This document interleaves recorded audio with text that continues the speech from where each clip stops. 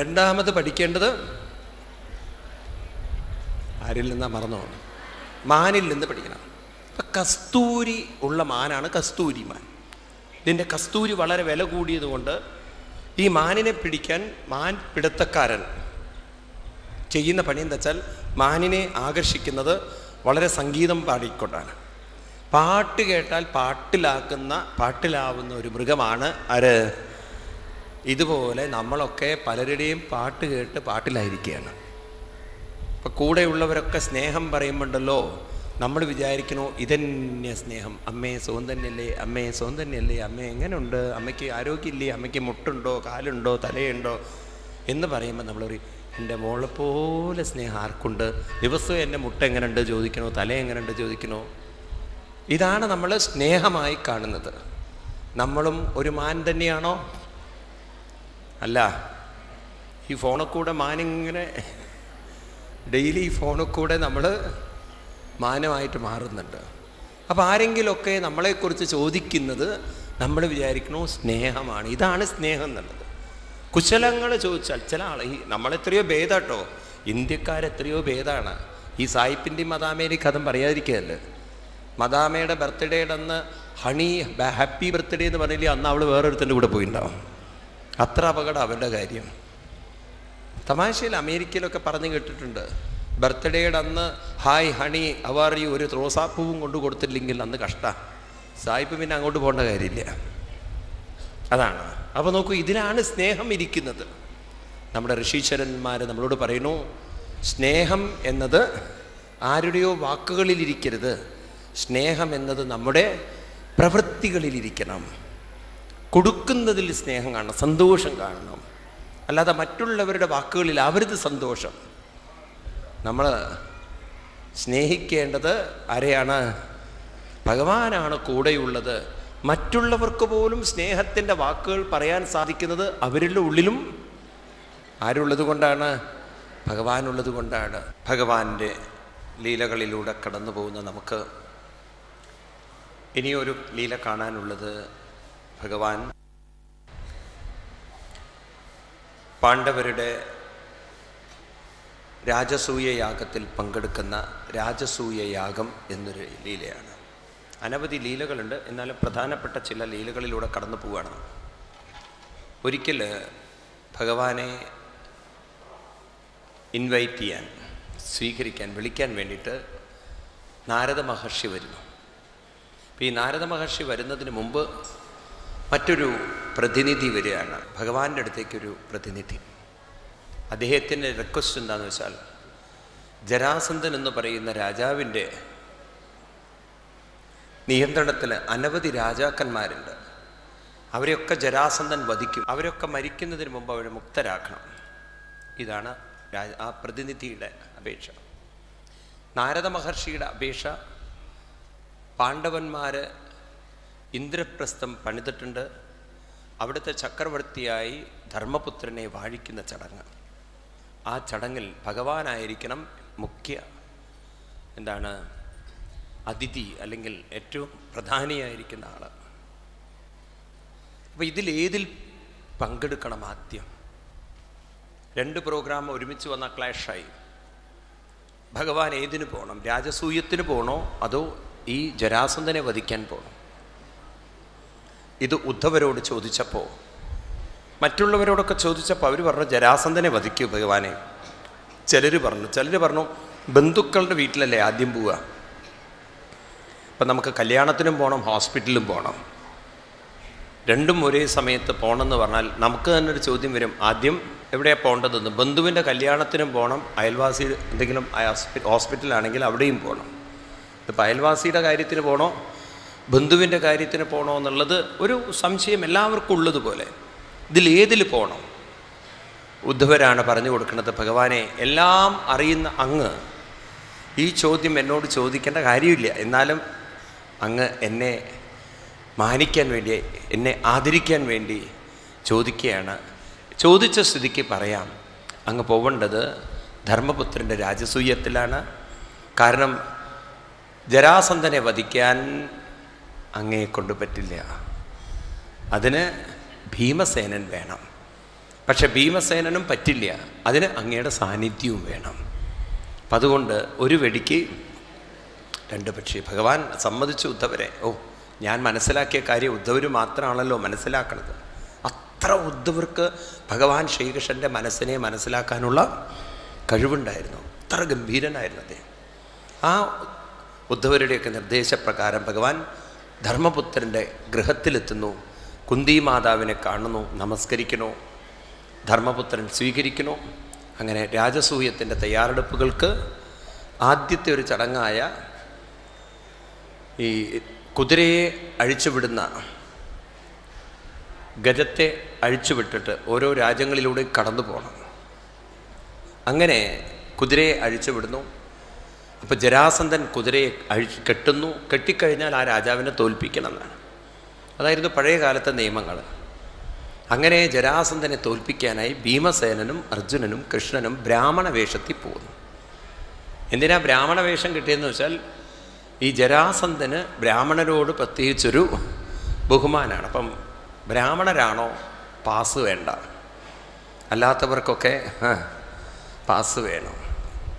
Token ഇല്ലാതെ പോവാന്നർത്ഥം, നേരിട്ട് പോവാന്നർത്ഥം. അപ്പോൾ ബ്രാഹ്മണനാണ് എന്നതിൽ അവർ വ്യാജേനകത്ത് കയറി. അപ്പോൾ ജരാസന്ധൻ അവിടെ ഇരിക്കുന്നുണ്ട്. ചോദിച്ചു എന്താ വേണ്ടതെന്ന്. അപ്പോൾ പറയുന്നത് എന്താണെന്നറിയോ? ആഹാരവും വേണ്ട, വസ്ത്രവും വേണ്ട, ദക്ഷിണയും വേണ്ട. ബ്രാഹ്മണരാണെങ്കിൽ ഈ മൂന്നും അല്ലേ പ്രതീക്ഷിക്കുക. ആഹാരം വേണം, അല്ലെങ്കിൽ വസ്ത്രം വേണം, അല്ലെങ്കിൽ ദക്ഷിണ വേണം. ഇത് മൂന്നും വേണ്ട. ജരാസന്ധൻ ആദ്യമായിട്ടാണ് ഇങ്ങനെയൊരു ബ്രാഹ്മണരെ കാണുന്നത്. ജരാസന്ധൻ ചോദിച്ചു പിന്നെ എന്താ വേണ്ടതെന്ന്. തരുന്ന ഉറപ്പുണ്ടെങ്കിലേ പറയുള്ളൂ. അതിപ്പോൾ വലിയ ബുദ്ധിമുട്ടായല്ലോ. അപ്പം അദ്ദേഹം പറഞ്ഞു ബ്രാഹ്മണരെന്ത് ചോദിച്ചാലും കൊടുക്കുന്ന ആളാണ് ഞാൻ. എന്താ വേണ്ടതെന്ന് പറഞ്ഞോളൂ. തരുന്ന ഉറപ്പുണ്ടോ? ബ്രാഹ്മണരായതുകൊണ്ട് ഏറ്റുപാവം. പറയുന്നത് എന്താ അറിയോ? യുദ്ധം ദേഹിനോ രാജേന്ദ്ര. എന്താ വേണ്ടത്? എന്താ വേണ്ടത്? യുദ്ധം. അപ്പോൾ ഒന്ന് സൂക്ഷിച്ച് നോക്കി, ബ്രാഹ്മണർക്ക് യുദ്ധം വേണ്ടി വരില്ലല്ലോ. ഇവരേത് ബ്രാഹ്മണരാ? കൃഷ്ണൻ്റെ മുഖത്ത് നോക്കിയപ്പോഴേ സംശയമുണ്ട്. എവിടെയോ ചില കള്ളലക്ഷണങ്ങൾ, മുമ്പ് എവിടെയോ കണ്ട പരിചയങ്ങൾ. ഉടനെ ഭഗവാൻ പറഞ്ഞു ഈ ഭീമസേനനെ കണ്ടാൽ ആരെങ്കിലും ബ്രാഹ്മണെന്ന് പറയുമോ? എന്താ ജരാസന്ധൻ? ഇത് ഭീമസേനനാണ്, തൊട്ടടുത്ത് അർജുനനാണ്. നമ്മൾ തമ്മിൽ നല്ല പരിചയമാണ്, 17 പ്രാവശ്യം മുഖാമുഖം കണ്ടവരാ. കൃഷ്ണനാണോ? പിന്നെ കൃഷ്ണനെ 4 ചീത്ത പറഞ്ഞു ജരാസന്ധൻ. നിന്നോടൊന്നും ഞാൻ യുദ്ധം ചെയ്യില്ല, കാരണം നീ ഭീരുവായി ഓടിപ്പോയവനാ. ധീരന്മാരായ ക്ഷത്രിയന്മാരോട് ഞാൻ യുദ്ധം ചെയ്യുള്ളൂ. ഈ ഗുരുവായൂരപ്പനോട് യുദ്ധം ചെയ്യാൻ ആര് തയ്യാറായില്ല? ജരാസന്ധൻ. ഭീമസേനന് വലിയൊരു ഗർവ്. കൃഷ്ണനോട് പോലും യുദ്ധം ചെയ്യാതെ എന്നോട് യുദ്ധം ചെയ്യണമെങ്കിൽ ഞാൻ കൃഷ്ണനേക്കാളൊക്കെ തിരി ഒരു കേമത്വം ഉണ്ടല്ലോ. ഭഗവാൻ പറഞ്ഞു എന്നാൽ ജ്യേഷ്ഠനോട് യുദ്ധം ചെയ്തു. അങ്ങനെ ഭീമസേനനും ജരാസന്ധനും യുദ്ധം. ഇത് നേരത്തെ ഞാൻ പറഞ്ഞില്ലേ ഒരു യുദ്ധം. കൃഷ്ണനും ആരും തമ്മിലായിരുന്നു? ജാമ്പവതി ദേവിയെ കെട്ടാൻ വേണ്ടി ഒരു യുദ്ധം ഉണ്ടായിരുന്നല്ലോ. ആരായിട്ട്? ജാമ്പവാനായിട്ട്. അതേ യുദ്ധം പോലെ പാവം ജരാസന്ധൻ ബ്രേക്ക്ഫാസ്റ്റ് കൊടുക്കണം, ലഞ്ച് കൊടുക്കണം, വൈകുന്നേരം കാപ്പിയും കൊടുക്കണം, വടയും കൊടുക്കണം, രാത്രിയും ഭക്ഷണം കൊടുക്കണം, ഇടിയും കൊള്ളണം, ഭക്ഷണവും കൊടുക്കണം. രാത്രി കിടന്നു ഉറങ്ങും ഒരുമിച്ച്, രാത്രി എണീറ്റ് കുത്തില്ല ആരും. അങ്ങനെ ഒരു യുദ്ധം. ഒരേ വീട്ടിൽ കിടക്കുക, ഒരേ വീട്ടിൽ ഭക്ഷണം കഴിക്കുക, ഒരേ വീട്ടിൽ പകൽ സമയം ഇരുന്ന് യുദ്ധം ചെയ്യുക. അങ്ങനത്തെ ഒരു യുദ്ധം ലോകത്തിൽ എവിടെയുണ്ടാവില്ല അല്ലേ? അങ്ങനെ യുദ്ധം ചെയ്തു. എന്തിനു പറയണോ? ഭീമസേനൻ വിചാരിച്ചു ഒരു ദിവസം കൊണ്ടൊക്കെ തകിടം മറയ്ക്കാം. ഇടി തുടങ്ങി ഗത കൊണ്ടല്ലേ. വൈകുന്നേരം കിടക്കാൻ നേരത്ത് കൃഷ്ണൻ ചോദിച്ചു ജ്യേഷ്ഠ എങ്ങനെയുണ്ട് യുദ്ധം എന്ന്. ഭീമസേനൻ ജ്യേഷ്ഠനാണല്ലോ. പറഞ്ഞു എല്ലൊക്കെ പൊടിയുണ്ട് കൃഷ്ണ. അപ്പം ചോദിച്ചു ആരുടെ എന്ന്. നല്ല ക്ലിയർ ആവണല്ലോ. ജരാസന്ധൻ്റെ എന്താ കൃഷ്ണൻ എന്നെ ഇങ്ങനെയൊക്കെ ചോദിക്കുന്നത്? ശരി, നാളെ തീരുമോ? നാളെ തീരുന്നു. എവിടെ? നാളെയും തീർന്നില്ല. 3 ദിവസമായി, 4 ദിവസമായി, 5 ദിവസമായി, 6 ദിവസമായി, 27 ദിവസം യുദ്ധം പോയി. അന്ന് രാത്രി ഭഗവാൻ ചെന്നപ്പോണ്ട് ഭീമസേനൻ ഇരുന്ന് ഇങ്ങനെ മുരളുണു. എന്ത് പറ്റി ജ്യേഷ്ഠ? ഞാൻ പറഞ്ഞില്ലേ എല്ലൊക്കെ പൊടിയുണ്ടെന്ന്. അതെ, അത് അവൻ്റെ ആയിരുന്നില്ല, എൻ്റെ ആയിരുന്നു എന്ന്. ഇപ്പോഴാണ് ഭീമസേനന് മനസ്സിലായത്. പറഞ്ഞു, ജ്യേഷ്ഠ സാരില്ല എന്ന്, നാളെയൊക്കെ ശരിയാവുമെന്ന്. കൃഷ്ണ, നാളെ ശരിയാവും, എൻ്റെ ശവം കൊണ്ടുപോകാൻ ശരിയാവും, ഞാൻ മരിക്കുന്നുള്ളത് ഇപ്പോൾ ഉറപ്പായി. അപ്പോൾ ഇനിയിപ്പോൾ എന്താ വഴി ജ്യേഷ്ഠ? ഒന്നുകിൽ നിങ്ങൾ കിടന്നുറങ്ങിയാൽ ഞാൻ മതിൽ ചാടിപ്പോകുന്നു, അല്ലെങ്കിൽ നിവൃത്തിയില്ല, ജീവിക്കാൻ വഴി, അല്ലെങ്കിൽ നിങ്ങൾ എൻ്റെ ശവം കൊണ്ടുപോകും. അങ്ങനെ ഭീമസേനൻ കരയാൻ തുടങ്ങി. ഭീമസേനന് മനസ്സിലായി ജരാസന്ധനെ തോൽപ്പിക്കാനുള്ള ശക്തി പോരാ. ഒരു നിമിഷം കൊണ്ട് നിശ്ചലനായി. ഭഗവാൻ ഒന്ന് തലോടി എന്നാണ്. തലോടി ഇപ്പം മനസ്സിന് നല്ല ധൈര്യമൊക്കെ വന്നു. പറഞ്ഞു, ജ്യേഷ്ഠ, ഈ ജരാസന്ധനെ ഗദ കൊണ്ടൊന്നും ചെയ്യാൻ പറ്റില്ല. ഇവനെ ഗദ കൊണ്ടല്ല തോൽപ്പിക്കേണ്ടത്, ബുദ്ധി കൊണ്ട് തോൽപ്പിക്കണം. പറഞ്ഞു, അതെനിക്കില്ലല്ലോ. ആർക്ക്? ഭീമസേന. എന്ന് വെച്ചിട്ട് തടിച്ചവർക്കൊന്നും ബുദ്ധിയില്ല എന്നല്ലേ അർത്ഥം? അങ്ങനെ അർത്ഥം എടുക്കരുത്. അല്ല, ചിലപ്പോൾ തെറ്റിദ്ധരിക്കും ചിലർ. കാരണം അവരുടെ ഭക്ഷണം മുഴുവൻ ശരീരത്തിലേക്ക് പോകുന്നുള്ളത്. അപ്പോൾ അതുകൊണ്ട് ബുദ്ധിയില്ലല്ലോ. ബുദ്ധി പറഞ്ഞു, ഈ ജരാസന്ധൻ്റെ ജീവിതത്തിൻ്റെ പിന്നിലൊരു കഥയുണ്ട്. ഇവൻ്റെ അച്ഛന് 2 ഭാര്യമാരുണ്ടായിരുന്നു. കുട്ടികളുണ്ടായിരുന്നില്ല. ഒരു മഹർഷി വര്യൻ വന്ന് യാഗം നടത്തി. ഞാൻ കഴിഞ്ഞ ദിവസമൊക്കെ പറയാറുണ്ടല്ലോ, യാഗപ്പായസം വന്നു. ഈ പായസം കഴിച്ചാൽ, അന്നത്തെ പായസത്തിൻ്റെ കാര്യം പറഞ്ഞല്ലോ, ഗർഭിണിയാവും. അപ്പോൾ പായസം വന്ന സമയത്ത് ഇദ്ദേഹത്തിൻ്റെ പത്നിമാർ പായസം 2ആയി ഭാഗിച്ചു. ശരിക്കും ഭാഗിക്കാൻ പാടില്ല. 2 പത്നിമാരും കഴിച്ചപ്പോൾ ഒരു കുട്ടിയുടെ 2 ഭാഗം 2 പേരും പ്രസവിച്ചു. എന്ന് വെച്ചാൽ ഒരു കൈയ്യ്, ഒരു കാല്, ഒരു പകുതി തല. എങ്ങനെയായിരിക്കും ആ കുട്ടി? ഇവരെന്ത് ചെയ്തു? പ്രസവിച്ച ഉടനെ ഈ കുട്ടിയുടെ മാംസപിണ്ഡം കാട്ടിക്കൊണ്ട് കളഞ്ഞു. കാരണം എന്തിനു കൊള്ളുന്നത്? അപ്പോഴാണ് ജര എന്ന് പറയുന്ന ഒരു കാട്ടാള സ്ത്രീ ഈ മാംസപിണ്ഡം ആർത്തിയോടെ കഴിക്കാൻ വന്നതാണ്. പക്ഷെ എന്തോ കഴിക്കാൻ തോന്നിയില്ല, അതിന് യോജിപ്പിക്കാൻ തോന്നിയതാണ്. യോജിപ്പിച്ചതും കുട്ടി കരഞ്ഞു. അപ്പം അതിനൊരു മാതൃവാത്സല്യം തോന്നി, കൊല്ലണ്ട. അപ്പം അടുത്തുള്ള രാജാവിന് ദാനം ചെയ്യാമെന്ന് കരുതി ജരാസന്ധൻ്റെ കൊട്ടാരത്തിൽ കൊണ്ടു കൊടുത്തു. നോക്കൂ, അവിടുന്ന് പോയ സാധനം അതാണ്. ചില സാധനങ്ങൾ നിങ്ങൾ വേണ്ടാന്ന് വെച്ചാലും നിങ്ങൾക്ക് തന്നെ തിരിച്ചു കിട്ടും. ഇല്ലേ? ചില സമയത്തൊക്കെ അങ്ങനെ ഉണ്ടാവാറുണ്ട്. ചില സമയത്ത് ഒഴിവാക്കിയ സാധനം നേരെ അവനവന് തന്നെ തിരിച്ചു കിട്ടുന്ന പോലെ ഈ കുട്ടിയെ തിരിച്ച് ആർക്ക് തന്നെ കിട്ടി? ജരാസന്ധന്. ഇപ്പം ജരാസന്ധൻ എന്ത് ചെയ്തു? കാര്യമൊക്കെ മനസ്സിലാക്കിയപ്പോൾ കുട്ടിക്ക് പേര് കൊടുത്തപ്പോൾ ഏതൊരു ജരയാൽ സന്ധിക്കപ്പെട്ടുവോ അങ്ങനെ ആ കുട്ടിയുടെ പേര്, അങ്ങനെയാണ് ജരാസന്ധൻ എന്നുള്ള പേര്. കഥ പറഞ്ഞു കൊടുക്കുന്നത് കൃഷ്ണനാണേ. അതുകൊണ്ട് ഏതൊക്കെ ഭാഗം കൂട്ടിച്ചേർത്തിട്ടുണ്ടോ അതിനെ വേർതിരിച്ചാൽ ഇവനെ ശരിയാക്കാം. ഭീമസേനന് കാര്യം മനസ്സിലായി. പിറ്റേ ദിവസം നല്ല ചെറുചെറുക്കോട് കൂടിയിട്ടാണ് വരുന്നത്. അങ്ങനെ പിറ്റേ ദിവസം യുദ്ധം തുടങ്ങണു. ജരാസന്ധനെ മലർത്തി വീഴ്ത്തി കാല് വലിച്ച് ഈ മടലൊക്കെ കീറുമല്ലോ, അതേപോലെ കീറിക്കളഞ്ഞു. പിന്നെയും കഥ പോകുന്നുണ്ട് മഹാഭാരതത്തിൽ. ഭാഗവത്തിൽ പിന്നെ കഥയില്ല. മഹാഭാരതത്തിൽ ഇത് യോജിച്ച് വരുന്നും പിന്നെ കമിഴ്ത്തിയും മലർത്തിയൊക്കെ ഇടുന്നൊക്കെയുള്ള കഥയുണ്ട്. പോട്ടെ, ഏതായാലും രാജാക്കന്മാരെയൊക്കെ മുക്തമാക്കി. ജയിലിൽ കിടക്കുന്ന രാജാക്കന്മാർ, വലിയ വൃത്തികെട്ട ദുർഗന്ധം. അവരെല്ലാവരും ഭഗവാന്റെ മുന്നിൽ നിന്നുകൊണ്ട് കൈകൂപ്പി തൊഴുതുകൊണ്ട് പറഞ്ഞു.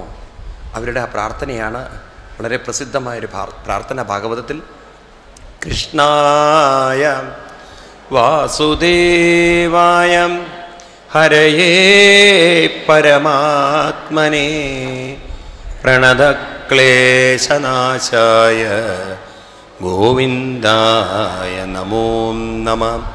കൃഷ്ണായ വാസുദേവായ ഹരയേ പരമാത്മനേ പ്രണതക്ലേശനാശായ ഗോവിന്ദായ നമോ നമഃ. ഭഗവാനെ, ഞങ്ങളുടെ എല്ലാ ക്ലേശങ്ങളിൽ നിന്നും ഇനി ഞങ്ങൾക്ക് മുക്തി തരണം. അങ്ങനെ അവരെയൊക്കെ അനുഗ്രഹിച്ച് ഭഗവാൻ പോരുകയാണ്. ഈ കഥയുണ്ടല്ലോ, വളരെ താത്വികമായി അവലോകനം ചെയ്യുമ്പോൾ മനസ്സിലാക്കണേ, ജരാസന്ധൻ എന്ന പേര്. ആരാണ് ഈ ജരാസന്ധൻ? മറ്റാരുമല്ല, നമ്മളൊക്കെ തന്നെയാണെന്നാണ്. എങ്ങനെയാണ് നമ്മൾ ജരാസന്ധന്മാരാവുന്നത്? ജരാമരണമുള്ള ഒരു ശരീരവുമായി സന്ധി ചെയ്ത മനസ്സിനെയാണ്, ഒട്ടിപ്പിടിച്ചിരിക്കുന്നൊരു മനസ്സിനെയാണ് ജരാസന്ധൻ. ഇവിടെയും കൂട്ടിച്ചേർത്തിട്ടുണ്ട്. ഏതാണ് കൂട്ടിച്ചേർത്തിരിക്കുന്നത്? ഒരു മനസ്സും ഒരു ശരീരവും. നമ്മുടെ ശരീരവും മനസ്സും കൂട്ടിച്ചേർക്കപ്പെട്ടതാണ്. ഋഷീശ്വരന്മാർ നമുക്ക് പറഞ്ഞു തരുന്നത്, ഈ ശരീരം ഗർഭപാത്രത്തിൽ രൂപാന്തരപ്പെട്ടപ്പോൾ ഇതിലേക്ക് പ്രവേശിച്ചു സൂക്ഷ്മ ശരീരമായ മനസ്സ്. പിന്നീട് ഇതിലേക്ക് ഇങ്ങനെ വ്യാപിച്ചിരിക്കുകയാണ്. അപ്പോൾ മനസ്സിന് ഈ ശരീരത്തോട് ഒട്ടിപ്പിടിക്കാനും ശരീരത്തിൽ നിന്ന് വേർപിരിയാനും സാധിക്കും. എന്താ തെളിവ് സ്വാമി? വെറുതെ പറയരുത്. എന്തെങ്കിലും ഒരു തെളിവുണ്ടോ? ഉണ്ടല്ലോ. രാവിലെ എണീക്കുന്നതും രാത്രി ഉറങ്ങുന്നതും ശ്രദ്ധിച്ചു നോക്കൂ. രാത്രി ഉറങ്ങുന്ന സമയത്ത് ഈ ശരീരത്തോടുള്ള ബന്ധം മനസ്സ് വേർപ്പെടുത്തുന്നുണ്ട്. ഉണ്ടോ? ഉണ്ടോ ഇല്ലയോ? ഒരു ബോധവുമില്ല നമുക്ക്. രാവിലെ ഉണരുന്ന സമയത്ത് വീണ്ടും ഈ ശരീരത്തോടുള്ള ബന്ധം മനസ്സുണ്ടാക്കുന്നുണ്ട്. അപ്പം മനസ്സിന് ബന്ധിക്കാനും വേർപ്പെടാനും അല്ലെങ്കിൽ ഈ ശരീരത്തോട് ചേരാനും വേർപ്പെടാനും സാധിക്കും എന്ന് ഋഷീശ്വരന്മാർ മനസ്സിലാക്കി.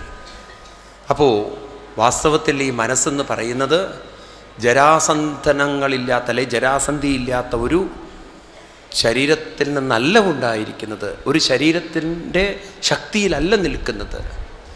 ഇതിനെ എന്തു ചെയ്യണം? ഇതിനെ വേർപ്പെടുത്തണം. വിവേകം കൊണ്ട് വേർപ്പെടുത്തണം എന്ന് പറഞ്ഞാൽ മനസ്സിലായില്ല. എന്ന് പറഞ്ഞാൽ എന്താ അർത്ഥം? നമ്മുടെ മനസ്സിനെ ഭഗവാനിലേക്ക് തിരിക്കും തോറും അത് ജരാമരണമുള്ള ശരീരത്തിൽ നിന്നും വേർപിരിഞ്ഞ് ആരിലേക്ക് തിരിയും? ജരാമരണമില്ലാത്ത, നാശമില്ലാത്ത ഭഗവാനിലേക്ക്. അമൃതസ്വരൂപനായ ഭഗവാൻ. അമൃതം എന്ന് പറഞ്ഞാൽ മൃതമില്ലാത്തവൻ. ഭഗവത്ഗീതയിലെ ഈ ശ്ലോകം നിങ്ങൾ ഓർത്ത് വയ്ക്കണം. ഭഗവാൻ ഗീതയിൽ 2-ാം അധ്യായത്തിൽ പറയും, 14-ാമത്തെ ശ്ലോകമാണ് തോന്നുന്നു. യം ഖിന വ്യദയന്തേ തേ പുരുഷം പുരുഷർഷഭ സമദുഃഖസുഖം ധീരം സോമൃതത്വായ കൽപ്പതേ. സോ അമൃതത്വായ കൽപ്പതേ. അവർ അമൃതത്വത്തിന് യോഗ്യരാണ്. അമൃതം എന്നുള്ള ശബ്ദത്തിനർത്ഥം ഞാൻ കഴിഞ്ഞ ദിവസം പാലാഴി മദനം പറയുമ്പോൾ പറഞ്ഞു. അമൃതം എന്ന് പറഞ്ഞാൽ, മൃതം എന്ന് പറഞ്ഞാൽ മരണം, നാശം. അമൃതം എന്ന് പറഞ്ഞാലോ നാശമില്ലാത്ത. അപ്പം ഈ മനസ്സിന് നാശമില്ലാത്ത ഒരു അനന്തമായ സത്യത്തിലേക്ക് ഉണരാനും ഉയരാനും ലയിക്കാനും സാധിക്കും. നമ്മുടെ മനസ്സിൻ്റെ ഒരു ഇൻഫിനിറ്റ് ക്വാളിറ്റി, അതിൻ്റെ ഒരു പൊട്ടൻഷ്യൽ പവർ എന്ന് പറയുന്നത് നാശമുള്ള ശരീരത്തോട് ഒട്ടിപ്പിടിച്ച് അതിനെ ജീവിതം മുഴുവൻ തകർത്തി ജീവിക്കാം. അതേ മനസ്സിനെ നമുക്കൊന്ന് ഈശ്വര വിചാരം കൊണ്ട്, ഈശ്വര പ്രേമം കൊണ്ട്, ഗുരുവായൂരപ്പനോടുള്ള ആകർഷണം കൊണ്ട് നാശമില്ലാത്ത പരമസത്യത്തിലേക്ക്, ജനന മരണമില്ലാത്ത സത്യത്തിലേക്ക് ഉയർത്തിക്കൊണ്ടുവരാം. മൃത്യോർമ്മ അമൃതം ഗമയ. ഈ കഴിവ് നമ്മുടെ മനസ്സിനുണ്ട് എന്ന് ഋഷീശ്വരന്മാർ മനസ്സിലാക്കി. എന്തൊരു സത്യമാണെന്നറിയോ? നിങ്ങൾ ഇതൊക്കെ ഒന്ന് പഠിച്ചു നോക്കിക്കഴിഞ്ഞാൽ നിങ്ങൾക്ക് മനസ്സിലാവും. ഈ ജീവിതം നമ്മളൊക്കെ ഇങ്ങോട്ട് വന്നത് ഈ വെറും കല്യാണം കഴിച്ച് 2 കുട്ടികളുണ്ടാക്കി വീടും കെട്ടി എന്നിട്ട് അതിൻ്റെ ഉള്ളിലിരുന്ന് നരനായെങ്ങനെ ജനിച്ചു ഭൂമി ഇത് പാടിയിരിക്കാനല്ല നമ്മൾ വന്നത്. നമ്മൾ വന്നിരിക്കുന്നത് എന്നിട്ട് അവസാനം നരകത്തിൽ നിന്ന്, വീടിൻ്റെ പേരോ വൈകുണ്ഠമെന്നോ, എന്നിട്ട് അവിടെ ഇരുന്നിട്ടാണ് പാടുന്നത് നരകത്തിൽ നിന്നും. ചില വീട്ടിലുണ്ടല്ലോ, ആ ഭർത്താവ് കയറി വരുമ്പോൾ അയാളെ നോക്കിക്കൊണ്ട് നരകത്തിൽ നിന്നും കരകയറ്റിയിടേണം. അപ്പോൾ ഈ ജീവിതം മുഴുവൻ അയാളാ നരകമാക്കിയത്. ഇതാണ് ഇപ്പോഴത്തെ നമ്മുടെ ഭക്തി. അപ്പോൾ മനസ്സിൻ്റെ ഒരു ശക്തി, മനസ്സിൻ്റെ ഒരു കഴിവ്, അത് നമ്മൾ തിരിച്ചറിയൂ. അതിങ്ങനെ തളർന്ന് ജീവിക്കാനല്ല വന്നത്. അതിനെ നമ്മൾ എന്തു ചെയ്യണം? ഉണർത്തി, ഉയർത്തി, വളർത്തി, വികസിപ്പിക്കാനാണ് വന്നത്. അപ്പം അത് ഉയരണമെങ്കിൽ അതിനെന്ത് വേണം? ആരിലേക്ക് തിരിയണം? ഭഗവാനിലേക്ക്. അതാണ് ഏതൊരു നിമിഷം ഭീമസേനൻ ഭഗവാനിലേക്ക് തിരിഞ്ഞോ, അറിവ് കിട്ടിയോ, എങ്ങനെയാണ് ജരാസന്ധനെ തോൽപ്പിക്കേണ്ടതെന്ന് മനസ്സിലായി. എന്ന് പറഞ്ഞാൽ ജരാമരണങ്ങളുള്ള ശരീരത്തിൽ നിന്നും എങ്ങനെയാണ് മനസ്സിനെ ജയില്ലാത്ത സത്യത്തിലേക്ക് നയിക്കേണ്ടത് എന്ന് മനസ്സിലായി. ഇത് നമ്മുടെ കഥയല്ലേ? ആണോ അല്ലയോ? ഇങ്ങനെ ഓരോ കഥകളും നോക്കൂ നിങ്ങൾ. ഭാഗവതം നമുക്ക് ഒരു വഴി കാണിച്ചു തരികയാണ്. ഏതായാലും അതിനുശേഷം പിന്നീട് അടുത്ത കഥയാണ് രാജസൂയ യാഗം. പാണ്ഡവരുടെ രാജസൂയ യാഗത്തിൽ ധർമ്മപുത്രനെ ചക്രവർത്തിയായിട്ട് വാഴിക്കുകയാണ് ഇന്ദ്രപ്രസ്ഥത്തിൻ്റെ. അതിനു മുമ്പ് അഗ്രജ പൂജയിൽ ഭഗവാൻ ശ്രീകൃഷ്ണനെ പൂജിക്കാൻ അവർ തയ്യാറായിട്ട് നിൽക്കുമ്പോഴാണ് ശിശുപാലൻ എന്ന് പറയുന്ന ഒരു രാജാവ്, അറിയാലോ ശിശുപാലനെ നമുക്ക് പരിചയമുണ്ട്. ശിശുപാലൻ്റെ പ്രപ്പോസ്ഡ് എന്താണ് ഭാര്യയാണ് ആര്? കൃഷ്ണൻ കൊണ്ടുവന്നത്. കഥകൾ അറിയാം നമുക്ക്. ആ ദേഷ്യം മുഴുവൻ ആ സഭയിൽ വെച്ച് ശിശുപാലൻ തീർത്തു. ഇതുപോലെ നിറഞ്ഞിരിക്കുന്ന ആളുകളുടെ സഭയിൽ സിംഹാസനത്തിലിരിക്കുന്ന കൃഷ്ണനെ എല്ലാവരുടെ മുന്നിലും വെച്ച് അങ്ങോട്ട് അധിക്ഷേപിച്ചു. ആര്? ശിശുപാലൻ. ഭഗവാനുണ്ടല്ലോ, അതൊക്കെ പുഞ്ചിരിച്ചുകൊണ്ട് കേട്ടിരുന്നു, സഹസ്രനാമം കേൾക്കുന്ന പോലെ. ഭഗവാൻ ഏത് വാക്കും സഹിക്കുന്നതാണ്. കാരണം ഭഗവാനെ സമ്മതിക്കണം. അപ്പോൾ ഒരു കാര്യം ഉറപ്പാണ്, ഭഗവാൻ ഏത് ശബ്ദത്തെയും സഹിക്കുന്നവനാണ്. അതുകൊണ്ടായിരിക്കാം വിഷ്ണു സഹസ്രനാമത്തിൽ പറഞ്ഞത് ശബ്ദാധിക ശബ്ദസഹ ശിശിര ശർവരീകര. ഏത് ശബ്ദവും സഹിക്കാനുള്ള കഴിവ് ആർക്കുണ്ട്? ഭഗവാനുണ്ട്.